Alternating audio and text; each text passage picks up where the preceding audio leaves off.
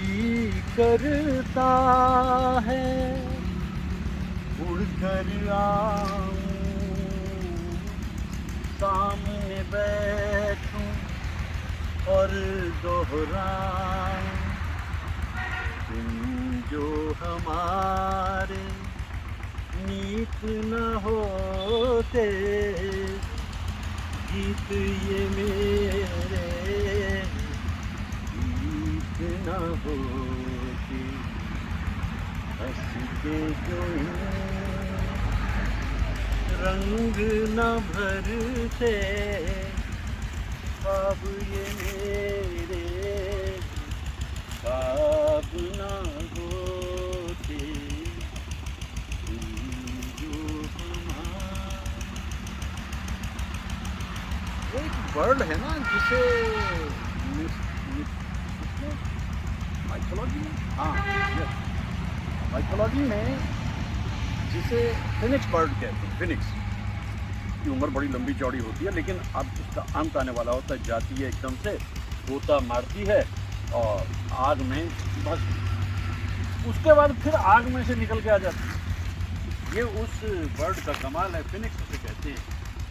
और राज कपूर मेरे लिए एक फिनिक्स बर्ड की तरह, उस इंसान को जगह जगह पे हादसों का सामना करा। पहली ही फिल्म आज बुरी तरह पे, लोगों ने कहा राज कपूर साहब बांधो बिस्तर अपना, तो आपके बस का ये काम नहीं है।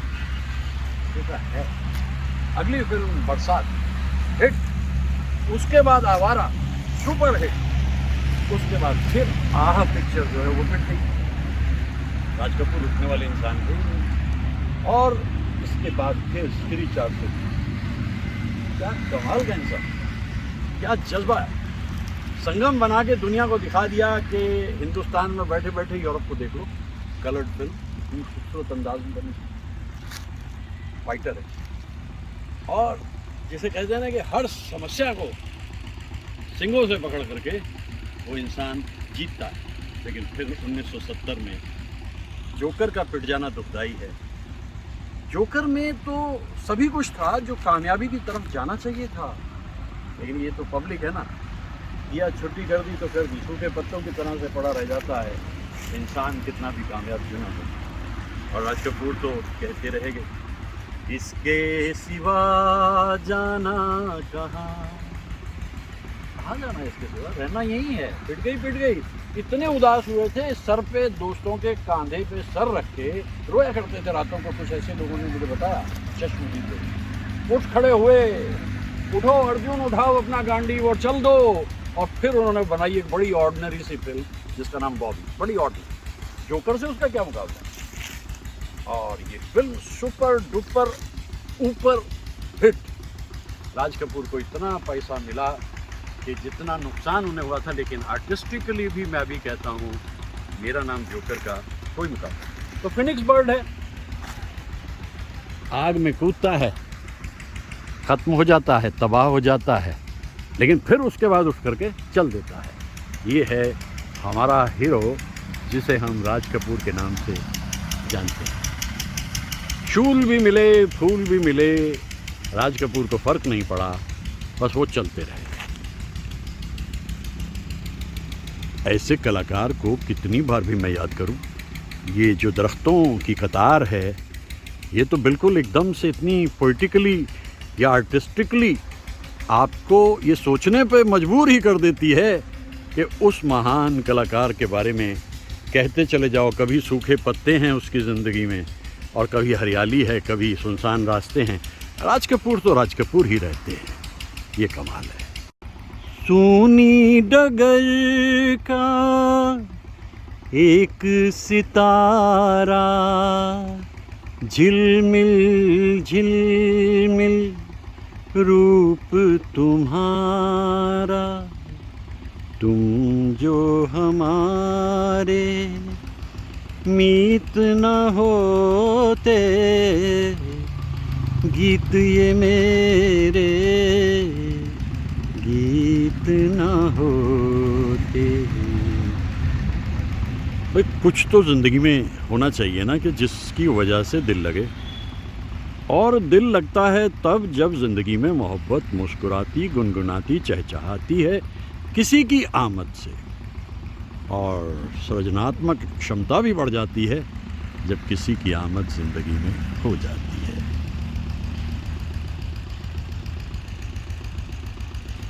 सूने वीरान से इलाकों में इन दरख्तों के साए तले ये सूखे पत्ते जताते हैं कि ज़िंदगी का एक सच अगर वो है तो एक सच ये भी है।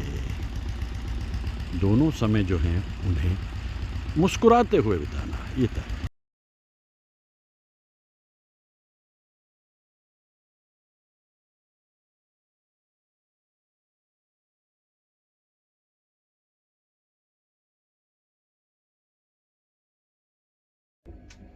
एक गहरा रिश्ता जब टूटता है दुख तो बहुत होता है। ऐसा लगता है जैसे ज़िंदगी ही ख़त्म हो गई, लेकिन ज़िंदगी ही सिखाती है कि चलते जाना है और कोई रास्ता है नहीं। और राज कपूर की ज़िंदगी में ही ऐसा हुआ। इस रिश्ते से बाहर आने के बाद वो एक बहुत बड़े प्रोजेक्ट पे जुट गए जिसका नाम था जिस देश में गंगा बहती है। और ये एक बड़ी ही कमाल की फिल्म तो बन गई, लेकिन इसमें छोटी छोटी सी बातें मुझे याद आती हैं। अक्सर इंसान अपनी ज़िंदगी में एक ऐसे दौराहे पे पहुंच जाता है जहां से आगे जाने के लिए उसे सोचना पड़ता है रास्ता ये लूं या वो लूं, और फिर ऐसे में अंतर्मन जो है कुछ कहता है। ऐसा ही एक सीन मुझे फिल्म जिस देश में गंगा बहती में दिखाई देता है। राजू बड़ा ही सिंपल कैरेक्टर है। डाकुओं से कहता है कि सरेंडर कर दो, तुम्हें इत्मीनान से रहने की जगह दी जाएगी समाज में। और पुलिस से कहता है कि देखो इनको ज़्यादा परेशान मत करना, भटके हुए लोग रास्ते पे आ रहे हैं। और इसी तरह एक जगह वो बैठा होता है, एक बड़ा फैसला करना है, वो करे तो क्या करे। और बैकग्राउंड में आवाज़ सुनाई देती है मुकेश साहब की, शब्द तो कबीर के हैं।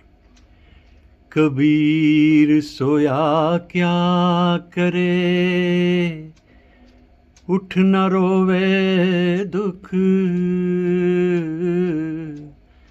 जाका बासा गौर में, सो क्यों सोवे सुख। जीवन मरण विचार कर, पुरे काम सवार।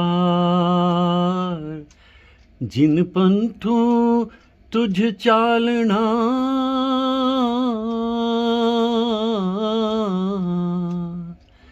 सो पंथ सवार। जिन पंथों तुझ चालना, सो पंथ सवार। राजू को दिशा मिल जाती है, उसके मन का संशय समाप्त होता है। जहाँ संशय समाप्त होता है वहाँ से शांति शुरू होती है। बस यही राज कपूर की ज़िंदगी में भी हुआ। और कबीर का ये दोहा मुझे इसलिए बहुत ही ज़्यादा भाता है, इसमें एक गुज़रा हुआ दौर याद आता है। जो होना होता है वो तो होता है, लेकिन रास्ता अपना खुद ही साफ करना पड़ता है आगे बढ़ने के लिए। मैं बातें कर रहा हूँ इन दिनों राज कपूर के लिए, उनकी जन्म शताब्दी बरस में। चला गर सफ़र को यूं ही बेसहारा, तो मैं हो लिया संग लिए एक तारा। गाता हुआ गुनगुनाता हुआ, मैं आशिक हूँ बहारों का। मेरे लिए मतलब बहारों का कोई इतना ख़ास फ़र्क नहीं पड़ता।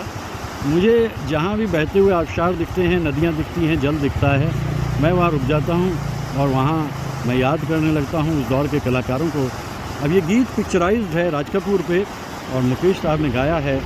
शैलेंद्र जी का लिखा हुआ ये गीत जताता है कि प्रकृति की गोद में अगर आप चले जाते हो तो कितना सुख, चैन, इत्मीनान आपको मिलता है। ये एक अजब सी दुनिया है और मुझे इस दुनिया से बहुत ज़बरदस्त वाबस्तगी है। टेक्नोलॉजी के दौर में मैं इन मनाज़िर को खोजता फिरता हूँ और जबकि बारिशें ख़त्म हो चुकी हैं फिर भी ये आबशार मुझे दिखाई दिए, मैंने इनको खोज लिया।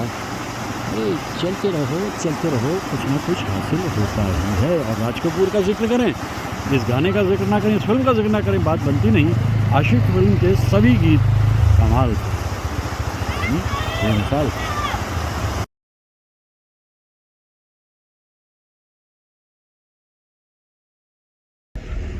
एक टोली बन गई थी जिसके मुखिया राज कपूर थे, और उस टोली में तरह तरह के कलाकार मौजूद थे।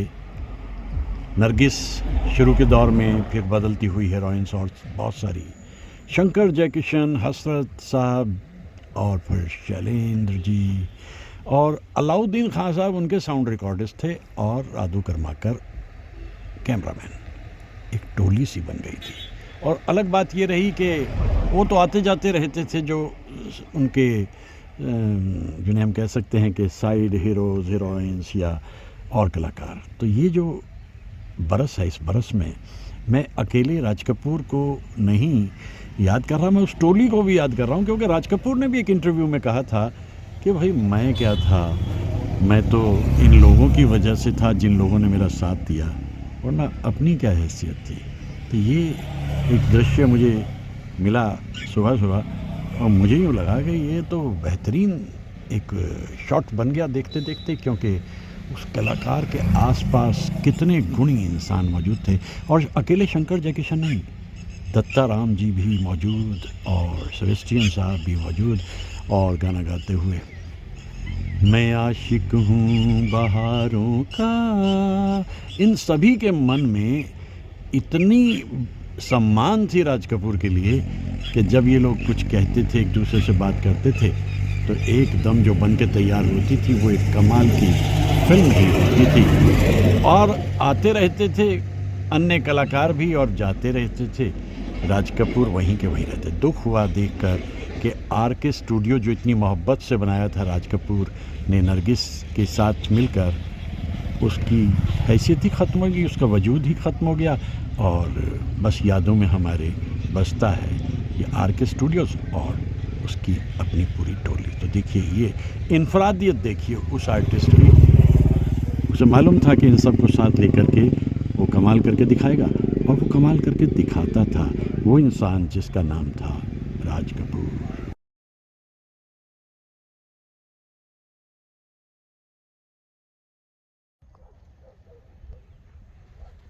रिश्ता दिल से दिल के एतबार का, जिंदा है हमी से नाम प्यार का, कि मर के भी किसी को याद आएंगे, किसी के आंसुओं में मुस्कुराएंगे, कहेगा फूल हर कली से बार बार, जीना इसी का नाम है।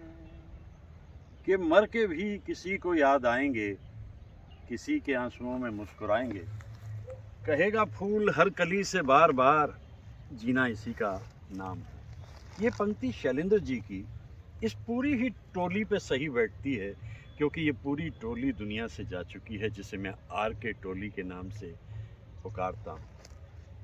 राज कपूर बचपन से ही मेरे मन में बसे थे, चूँकि उनके गीतों को मैं गाता था, और मुझे लगता था कि ये कलाकार कभी मिल पाऊँगा क्या इनसे। मुझे लगता था, मन में रहती थी एक ख्वाहिश उनसे मिलने की। और जैसे कहते हैं कि सपनों में दमखम हो तो ख्वाहिशें पूरी होती हैं। और 13 अप्रैल 1988 को मित्र कंवलजीत और अनुराधा पटेल जी का विवाह हुआ। अभी 10-12 दिन ही बीते थे कि दिल्ली से बुलावा आ गया कंवल जी साहब को कि भाई आपकी शूटिंग है इस सीरियल की, आइए। कंवल जी दिल्ली पहुँचे तो हम भी दिल्ली पहुँचे। 2 मई 1988 का दिन था। कंवल जी शूटिंग कर रहे थे लोधी गार्डन में, मैं उनके साथ था।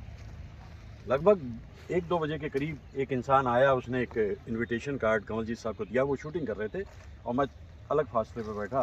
कंवल जी ने मुझे आके कहा, लो भाई ये कार्ड रखो और जाके मिल लो राज कपूर से। मैंने कहा वो कैसे? कहते सीरी फोर्ट में आज नेशनल अवार्ड दिए जाने हैं और दादा साहब फाल्के अवार्ड जो है वो राज कपूर को दिया जाना है, जाहिर है वो आएंगे ही, जाओ। मैंने कहा यार ऐसा कैसे हो सकता है भाई, आप नहीं जा रहे? कहता यार मैं कैसे जा सकता हूँ, मेरी शूटिंग चल रही है, आप जाओ। मैं थोड़ा अनमना सा, भाई कहीं कार्ड चेक हो गया, फिल्म इंडस्ट्री का कार्ड है पहली 3-4 लाइन में। खैर एनी हाउ मैं 4 बजे चल दिया और पहुंच गया। जाकर मैंने देखा कि वो पहली पंक्तियों में ही फिल्म इंडस्ट्री का कार्ड होने की वजह से मुझे जगह मिल गई। सेंटर में कॉर्नर सीट मैंने ले ली, आगे से चौथी लाइन में। भाई क्या कहूँ, सारे ही सितारे ज़मीन पे उतरे हुए थे। शर्मिला टेगोर दिख रही हैं, वही दरमान दिख रहे हैं, गुलजार साहब दिख रहे हैं, कमला हसन और सारिका पास में बैठे हुए थे बिल्कुल ही। और anybody who is somebody was there. फिर आए राज कपूर साहब, और जब राज कपूर साहब मेरे पास से गुजरे तो मैंने इनको पहली बार ज़िंदगी में देखा, यानी एक ख्वाहिश तो पूरी हो गई उनको देखने की। अब वो जाकर के पहली पंक्ति में बैठे और उधर से फोटोग्राफर्स ने जो तस्वीरें खींचनी शुरू करी, बड़े बड़े बल्ब ठक ठक ठक ठक ठक। राज कपूर ऐसे करने लगे, नहीं नहीं नहीं नहीं डोंट डू इट। लेकिन कौन मानेगा। और थोड़ी देर में फंक्शन शुरू हुआ और राज कपूर की तबीयत ख़राब होनी शुरू हुई। तबीयत इतनी ख़राब हुई उन्हें पंप दिया गया लेकिन नहीं बनी। राष्ट्रपति ने देख लिया वहाँ से, मेरे ख्याल से वेंकट रमन साहब थे, उन्होंने कहा बुलाया उस कंपेयर को जो वहाँ पे कंडक्ट कर रही थी प्रोग्राम को। सरला माहेश्वरी थी, टीवी की बड़ी मशहूर और ख़ूबसूरत एंकर। वो आई, उन्होंने राष्ट्रपति से कुछ कही, राष्ट्रपति ने प्रोग्राम को बीच में रोका गया और अनाउंसमेंट हुआ राज कपूर साहब की तबीयत काफ़ी बिगड़ गई है, इसलिए ये प्रोग्राम यहाँ रोकते हुए हम दादा साहब फाल्के बीच में ही राज कपूर साहब तक पहुँचा रहे हैं। राष्ट्रपति वहाँ पहुँचे, सब उठ के खड़े हो गए। पीछे वालों को मालूम नहीं क्या हो रहा है, मैं बराबर में बैठा था, मैं भी उठ के खड़ा हो गया, मैं और करीब चला गया। राज कपूर साहब के चेहरे पे ज़बरदस्त पसीना, बड़ी तकलीफ़, और राष्ट्रपति ने उनको पुरस्कार दिया। और इसके बाद में दो दोस्तों के कंधे पे यूं हाथ रख के राज कपूर बाहर निकले। मैं सेंटर सीट पे था, मैंने हाथ जोड़ा राज कपूर साहब की तरफ, उन्होंने मेरी तरफ देखा। सफ़ेद को सूट था उनका, लाल टाई थी, नीली आंखें थी, इतना बड़ा चेहरा खूबसूरत। ओह, मैंने सोचा आज देख भी रहा हूँ मैं राज कपूर को तो किस हाल में। और बेहिस्सी आंखें, बाहर गए, कौमा में चले गए। ये था 2 मई 1988 और इसके बाद 2 जून 1988 को राज कपूर दुनिया से रुखसत हो गए। तो वो जो कहते हैं ना कि आधा अधूरा सा मिलना भी हुआ, तो ऐसे मौके पे जब वो उनकी तबीयत इतनी ख़राब थी। तो मैं याद कर रहा हूँ राज कपूर साहब को इन सुनसान वीरान वादियों में आके भी मुझे उस इंसान की जो फिल्म्स हैं वो याद आती हैं। मैं इस वक्त जमुना के किनारे खड़ा हूँ। जमुना यानी गंगा जमुना, आपने सुनी है ना, गंगा जमुना। आप कहेंगे जमुना कहाँ है? अरे जमुना, ये जमुना ही है भाई। इस पानी को इसलिए रोक दिया गया है, वो सामने बैराज है, उसके पीछे हरियाणा है, इधर हिमाचल है, और इधर देखें तो ये आपका उत्तरांचल है, और उधर है उत्तर प्रदेश। 4 राज्यों को जोड़ती हुई सीमाओं पे मैं आ गया हूँ और ये यमुना है। मुझे याद आ रहे हैं राज कपूर और उनकी ज़िंदगी के न जाने कितने सारे किस्से।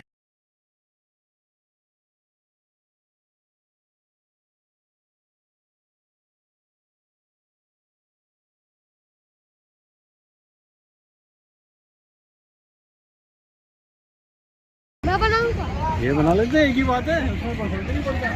वीडियो चढ़ाइए।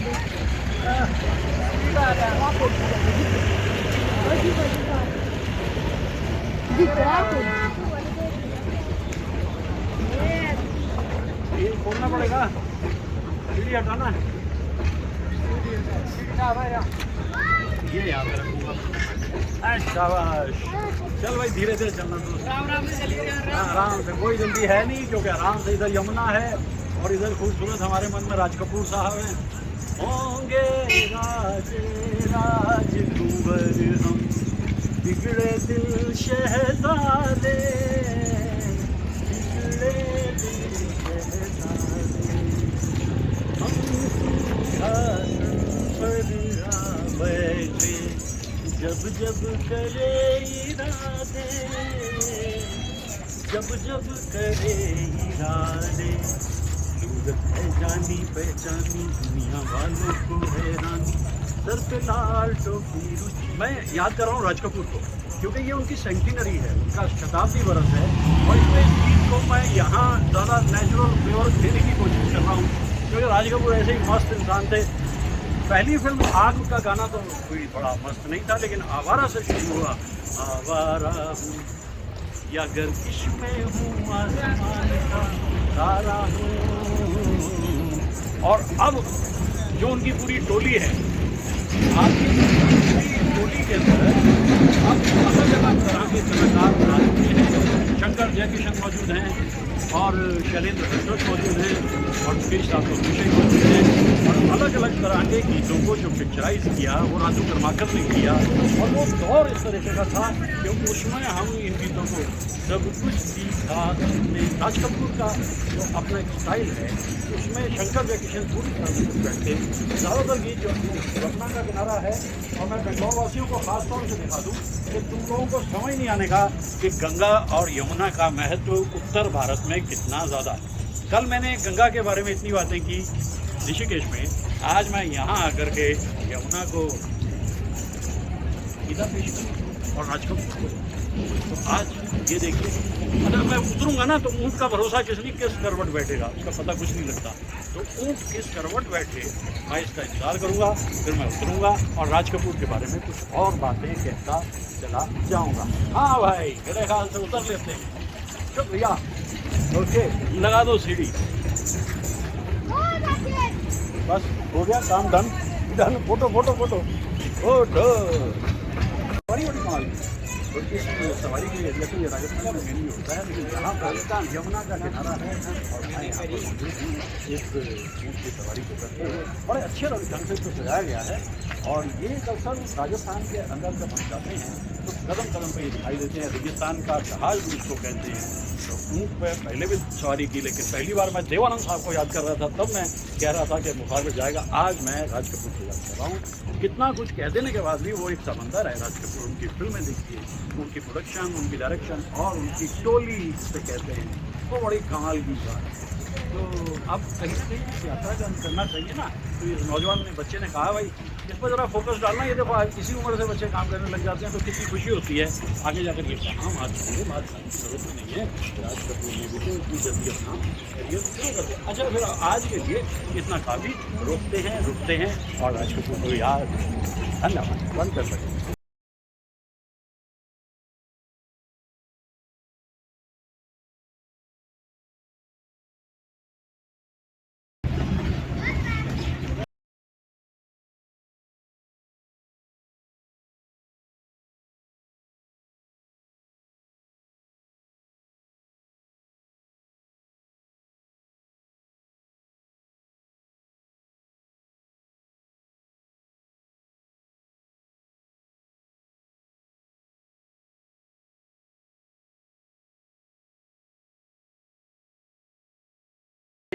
था याद करो वो नजारा, हाथ पे अपने लिख लेते थे जब तुम नाम हमारा। तेरी अदा के भोलेपन पे मिट रहे हम जितना, कौन मिटेगा इतना, कौन मिटेगा इतना, हमने तुझको प्यार किया है जितना। कैसे हो सकता है ये ट्रांसफॉर्मेशन एक एक्टर कैसे कर लेता है? आसमां पे है खुदा और ज़मीं पे हम, आजकल वो इस तरफ देखता है कम। आसमां पे है खुदा और ज़मीं पे हम। मैं तो उस कलाकार का किसी नरगिसी नज़र को दिल देंगे हम, ये जो गाने बनते थे इन्हें मैं लगभग 60-65 बरस के बाद में गा रहा हूँ और आज भी ये उतने ही ताज़ा नज़र आ रहे हैं। ऐसा लगता है कि आज भी वो उतने ही शादाब हैं। गीतों को आप गाते रहिए, राज कपूर को आप याद करते रहिए। वो महबूबा तेरे दिल के पास ही है मेरी मंजिल मकसूद। दरअसल रफ़ी साहब की आवाज़ भी वो बहुत पसंद करते थे, लेकिन मुकेश साहब तो उनमें अंतर तक कहीं बसे हुए थे। ये बात मैंने उस वक्त देखी जब शिमला में मैं 1973 में मुकेश साहब को रूबरू सुन रहा था। क्या दिन था, दिन थे, 2 दिन थे और वहाँ उन गीतों को याद करते हुए जो गा रहे थे मुकेश साहब, राज कपूर हमें अपने मन में नज़र आ रहे थे। और उस दिन जब सीरी फोर्ट में 2 मई 1988 को राज कपूर को दादा साहब फाल्के अवार्ड मिल रहा था, मैं उनके थोड़ा सा ही पास में 4-5 फीट के फासले पे बैठा वो हादसा देख रहा था जो राज कपूर को कोमा में ले गया और दुनिया से रुखसत हो गए। सोचो, ये कलाकार उस तरह के कलाकार हैं, ये शरीर ही इनका फना होता है, 64 की उम्र में रुखसत हो गए।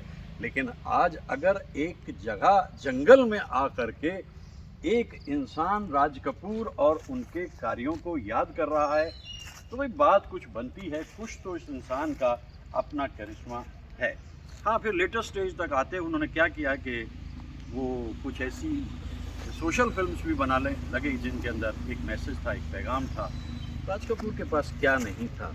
लगभग ज़्यादातर हीरोइंस के साथ में उन्होंने काम किया, किसी के साथ कम, किसी के साथ ज़्यादा। और जिस हीरोइन के साथ भी राज कपूर ने काम किया वहाँ उस हीरोइन को ये खुशी हुई कि उन्होंने ऐसे महान व्यक्ति के साथ अदाकारी की, ऐसा मौका उनको मिला। तो ये है राज कपूर और उनकी ज़िंदगी के कुछ हिस्से मुझे याद आते हैं, ख़ास तौर से ऐसे सुनसान रास्तों में।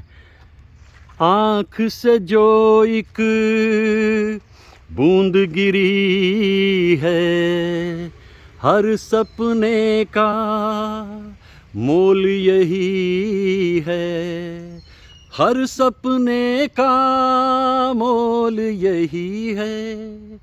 और इस घड़ी नींद क्यों टूटती, अपना कोई ना था, अपना कोई नहीं इस दुनिया में। हाय, याद आते हैं, बहुत याद आते हैं राज कपूर।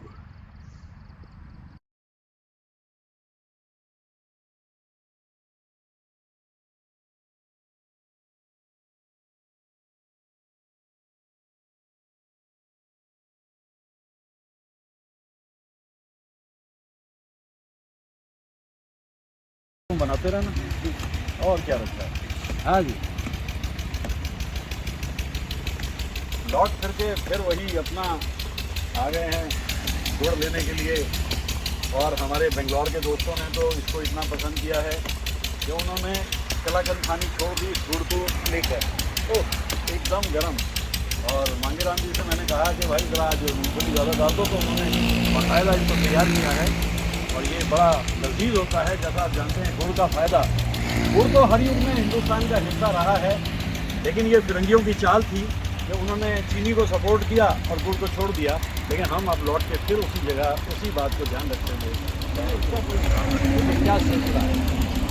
तालीम है अधूरी, मिलती नहीं मजूरी, मालूम क्या किसी को, दर्द नेहा हमारा, अरब हमारा, हिंदुस्तान हमारा, रहने को घर नहीं। ठीक है, ये जो मैनिफेस्टेशन इंसान है, इनकी सबसे अच्छी बात यही है कि आपको एकदम जेन्युइन चीज़ खिलाते हैं। अब देखिए, ये रस से बन के तैयार हो गया। अब ये इसका जायका अलग है।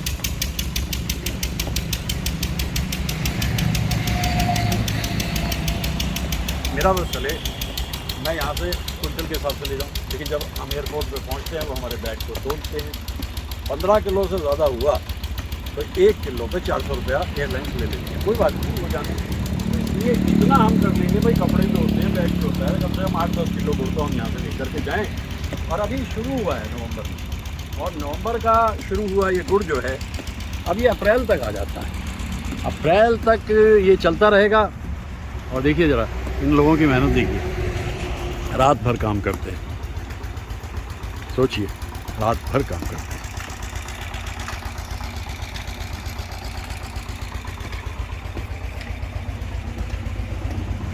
मूंगफली भी है, तिल भी है, और ऑफ कोर्स इसको अच्छी तरह से डाइजेस्ट करने वाला दिल भी है। दिल ही तो है। वो सामने इन्होंने काउंटर लगाया हुआ है, हमेशा यहीं से मैं गुड़ लेता हूँ। और कुछ लोग मेरे मित्र कहते रह जाते हैं, अरे यार हमारे लिए कुछ। मैंने कहा देखो भाई, पहले फर्स्ट कम फर्स्ट सर्व, जो पहले आ गया वो गुड़ खा गया। ये बड़ा लजीज गुड़ है भाई। यह शक्कर भी है, शक्कर के बारे में भी अभी बताया इन्होंने कि इतनी अच्छी शक्कर अभी निकाली है।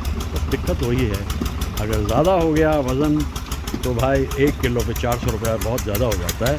जितना हो सकेगा उतना ले जाएंगे, दोस्तों मित्रों को खिला देंगे। अभी नवंबर की शुरुआत से बनना हुआ है शुरू, और अब ये सिलसिला चलता रहेगा। बहुत मेहनत है। So my Bangalorean friends, get away from sugar and get back to good, what you call jaggery। Jaggery कहते हैं ना उसको, तो जैगरी पे आ जाओ लौट के फिर से और मज़े लो, अपनी सेहत ठीक रखो। गुड़ है तो सेहत ठीक है, और शुगर तो वैसे भी आप जानते ही हैं, वाइट शुगर तो वैसे ही समझदार लोगों ने बंद कर दिया है खाना।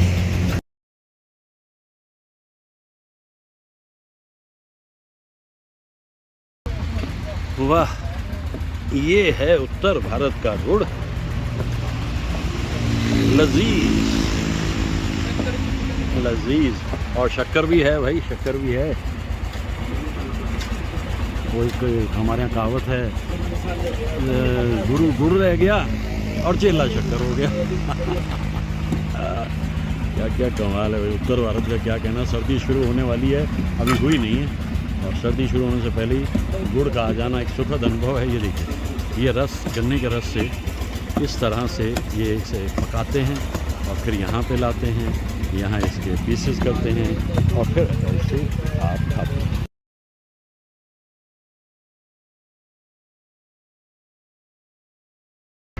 हर तरह की ज़िंदगी जी लेने के बाद, जिसमें दौलत, शोहरत, रोमांस, विरह सब कुछ था, और एक बात समझ में आई राज कपूर के कि ये भौतिकवाद तो सुख नहीं दे सकता, और इसलिए वो ऐसे एक मेंटल फ्रेम में आए जहाँ एक फिल्म उन्होंने बनाई, ईश्वर सत्य है, सत्य ही शिव है, शिव ही सुंदर है, जागो उठ कर देखो, जीवन ज्योत उजागर है, सत्यम शिवम सुंदरम। जिंदगी के कोलाहल में चैन मिल नहीं सकता जब तक आप एक ऐसी ज़िंदगी का साथ ना ले लें जिसे हम भक्ति से जोड़ते हैं, और फिर उस भक्ति के बाद उसकी अभिव्यक्ति के लिए और महापुरुष भी आते रहे, और इन सब खैरात को अपने मन में उतारते रहे राज कपूर। और जैसा मैं कह रहा हूँ कि इस बरस उनकी सेंटिनरी में मैं सोचता हूँ, भले ही लोग उन्हें कहते रहें कि वो ग्रेटेस्ट शोमैन है या उससे बड़ा एक इंसान फिल्म मेकर है, नहीं, मैं नहीं जानता, मैं इस रूप में जजमेंटल होता भी नहीं। मैं ये कहता हूँ कि ज़िंदगी के हर हिस्से पे राज कपूर की निगाह रहती थी, और इसीलिए मैं कितनी ही बार याद कर लेने के बाद भी राज कपूर को याद कर रहा हूँ। तो सत्यम शिवम सुंदरम उनकी ज़िंदगी का वो मोड़ है जहाँ उन्होंने कई परिवर्तन किए, और उसके बाद ये फिल्म उनकी ज़िंदगी का एक माइलस्टोन है, टर्निंग पॉइंट है। और यूँ भी हमारी भारतीयता में ये तो सत्य है ना कि सत्यम शिवम सुंदरम। और कुछ बातें करता रहा हूँ, करता रहूँगा, क्योंकि राज कपूर तो एक विशाल समंदर है, जितना उतरते जाओगे उतना गहराई पाते जाओगे।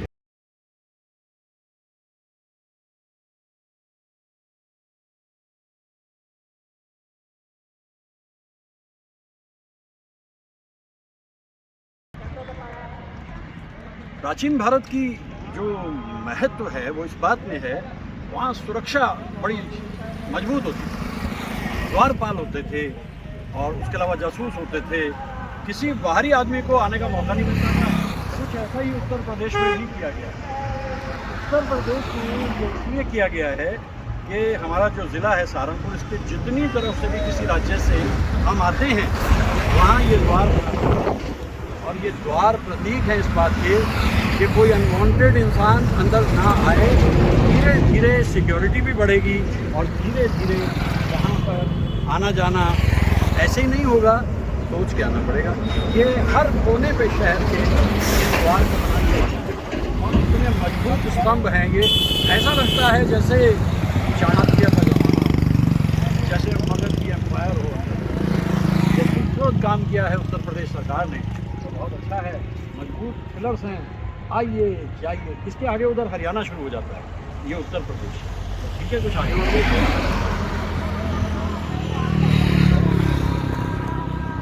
बहुत मजबूत बना है।